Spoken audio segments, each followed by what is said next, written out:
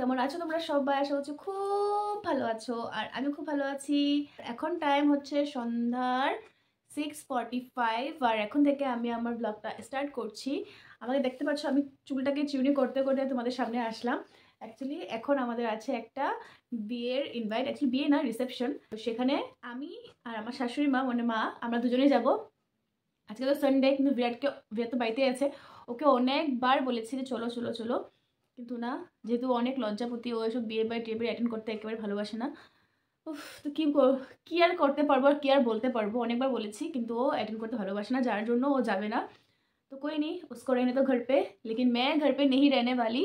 কারণ কি আমার এসব বিয়ে বাড়ি যেতেও খুব ভালো লাগে, সাজগোজ করতে ভালো লাগে, সবার সাথে দেখা হয় ওটা ভালো লাগে, সবার সাথে অনেক অনেক গল্প হয় ওটা ভালো লাগে, নতুন বর বউকে দেখতে পাই ওটা ভালো লাগে, সেখানে অনেক ভালো ভালো মজাদার খাবার থাকে সেগুলো ভালো লাগে।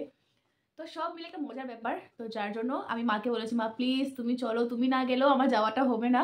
তো মাকে অনেক জোর করার পর এখন মা রাজি হয়েছে। তো চলো, এখন যখন মা রাজি হয়েছে আর এখন টাইম হয়েছে 6:45, আর এখন থেকে যদি আমি রেডি হতে না বসি তাহলে আমার তো অনেকটা দেরি হয়ে যায়। আমি জানি এখানে মাতাজিরাও কয়েকজন যাবে, তো মা ওদের সাথে কন্ট্যাক্ট করেছে, একসাথে আমরা বেটের হবো। তো মাতাজিরাও হয়তো বলেছে মাকে যে 8:30 দিয়ে করে যাবে, কিন্তু মা আমাকে বলেছে 8টার সময় বের হবে। জিনিসটা আমি বুঝে গেছি, কারণ কি মা আমাকে আধা ঘন্টা একটু আগে বলে, কারণ কি তখন ওই যে আধা ঘন্টা যে আমি লেট হই ওটার সাথে মেকআপ হয়ে যায় আর কি। তো ওটার জন্য আমি এখন ভাবলাম কি না, আস্তে আস্তে রেডি হতে বসি।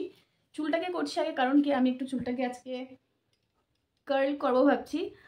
তো ঠিক আছে, চলো চুলটাকে চুনি করে নিই, তারপর আমি চুলটাকে ক্রিম্পিং ক্রিম্পিং না সরি কার্ল করব। তো চলো স্টার্ট করি।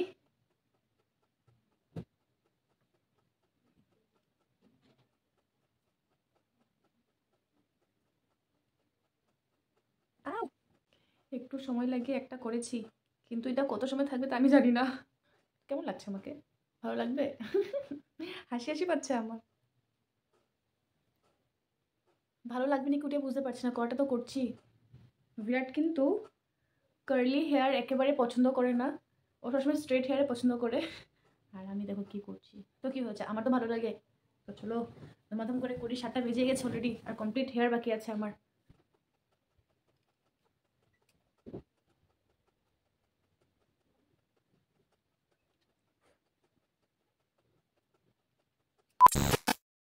কার্ল তো করেছি কিন্তু আমার নিজেরই ভালো লাগছে না। কার্লটা করার পর না আমি চিরুনি করে নিয়েছিলাম, এখন জানি কিরকম একটা জানি মিশে গেছে মতন লাগছে। দেখা যাক পরে ঘর থেকে বের হওয়ার আগে যদি আবার হেয়ার স্টাইলটা চেঞ্জ করতে পারি তো চেঞ্জ করে নেবো, না হলে কেমন একটা লাগছে। মনে হচ্ছে রাতে বেনি করে রাখার পরে যেরকমটা হয়ে যায় ওরকমটা। তো ঠিক আছে, চলো এখন মুখের মেকআপটা স্টার্ট করি।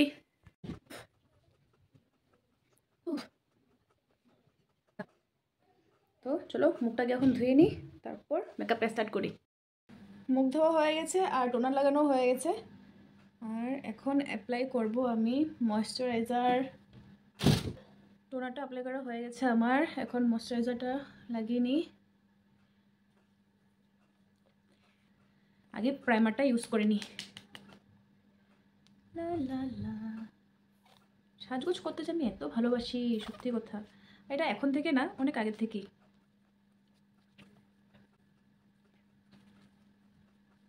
এখন আমি ইউজ করব কারেক্টার, আর কারেক্টারের জায়গায় আমি লিপস্টিক ইউজ করব।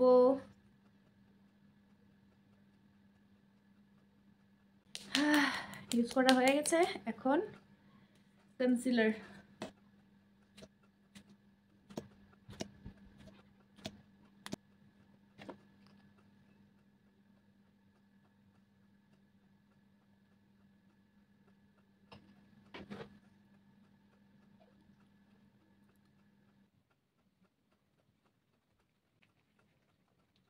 মোটামুটি বেসটা করে নিয়েছি, এখন একটু আই শ্যাডো করছি।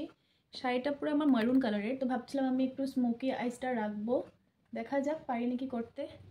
চলো প্রথমে আমি করছি একদম লাইট ব্রাউন একটা শেড ইউজ করছি। আই মেকআপটা কমপ্লিট হলো, এখন আমি একটু কি করব, আইব্রোটা করব। সো ফাইনালি আমি রেডি হয়ে গেছি, আর চুলটা কার্ল করার পর মুখের কাটিংটাই অন্য হয়ে গেছে। বিরাট বলছে আমাকে ভালো লাগছে না, কিন্তু তোমরা আমাকে কমেন্ট করে বলো আমাকে কেমন লাগছে। আর এই তো শাড়িটা পরে নিয়েছি, তো চলো এবার বের হই। রিসেপশনটা হয়েছিল গার্ডেন ট্রিটে, আর যেটা আমাদের বাড়ির থেকে একেবারে কাছে। তো আমি, মা আর মাতাজি হাঁটতে হাঁটতে চলে গেছি সেখানে। সেখানে ঢুকে দেখলাম ডেকোরেশন তো অনেকটাই সুন্দর হয়েছে। তারপর ঢুকে গেলাম সেই হলটাতে যেখানে বর আর বউ দাঁড়িয়েছিল, আর বর আর বউকে একসাথে দেখতে অনেকটাই সুন্দর লাগছিল। সেখানে গিয়ে আমি ভালো করে 2 মিনিট দাঁড়াতে পারিনি, বিরাট ফোন করলো ও নাকি আসবে। তাও আবার এই বিয়ে অ্যাটেন্ড করতে না, অন্য একটা বিয়েতে যাবে যেখানে কিন্তু আমাদের ইনভাইটই নেই। আসলে সেখানে যাওয়ার জন্য বিরাট রাজি হয়েছিল, কারণ কি সেখানে আমার ভাই শিবা যে নাকি ডিজে, ও ওখানে প্রোগ্রাম করতে এসেছিল, সাথে এসেছিল মাহি আর আমার একজন পিস্তাতো দাদা। সেখানে যাওয়ার জন্য বিরাট ধমাধম করে আমাকে নিয়ে চলে গেছিল। সেখানে গিয়ে আমার ভিডিও করা হয়নি। তারপরে আমি বলেছি যেখানে আমার ইনভাইট নেই সেখানে গিয়ে কিন্তু আমি খাবো না। সেখানে গিয়ে আমার শিবা মাহি সবার সাথে দেখা হওয়ার পর আমি আবার এই বিয়ে বাড়িতে এসে পড়েছি, যেটার জন্য আমি রেডি হয়ে বের হয়েছিলাম। আর আমি আস্তে আস্তে, মা তো চলেই গেছিল আর বিয়ে বাড়ি পুরোপুরি ফাঁকাও হয়ে গেছিল। আসা মাত্র খেয়ে আমরা বের হয়ে গেছি। তো আজকের জন্য তোমাদের দেখেছো ভিডিওগুলো কিরকম হয়েছে, সবাই আশা করছি ভালো লেগেছে। যদি ভালো লাগে তাহলে একটা লাইক কমেন্ট শেয়ার করতে একদম ভুলবে না। আর যাবার সাথে সাথে তোমাদের ফ্রেন্ডদের সাথে শেয়ার করবে। আশা করছি তোমার অনেক অনেক ভালো লেগেছে। তো আজকের জন্য tata, bye bye, good night, see you tomorrow night. চলো, তো সবটা বলে দিয়েছে, আমি আর কি নতুন করে বলবো। চলো এবার বাড়ি যাই, টাটা।